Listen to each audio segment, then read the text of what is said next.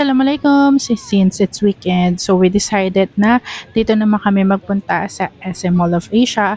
So, pansin namin na ang dami ng pinagbago dito sa MOA and ang lawak na ng seaside area. Tapos yan, nakikita pa namin na ang tinatambakan yung dagat. So, ang lawak na ng reclamation. So, the reason kaya kami nagpunta dito is para subukan itong cruise by the bay. So, ayan, kasama ko yung family ko. Abdul Zain! We're going to ride the cruise by the bay dito sa may MOA. Yeah, with the kiddos. Dagat yan. Come on! Gusto ko mag-swimming. Hindi yan pag-swimming. Pila-pila. May nakita akong fish. We're going to ride in there. Oh! You scare me.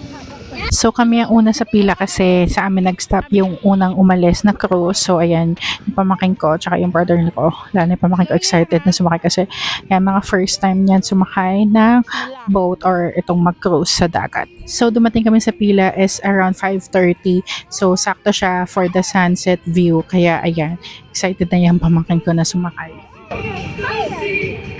Hawak!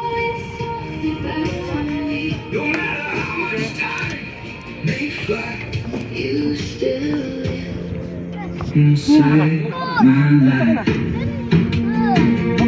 the music slow, Baba na din! lights turn blue. Still I only dance with you. And the warmth and sweet We're here! Come on! Let's go sit here! light Dito ka. Dito ka na. Now we're here! So, umandar na yung boat. Ayan, excited yung mga pamangkin ko kasi first time nga nila sumakay ng boat.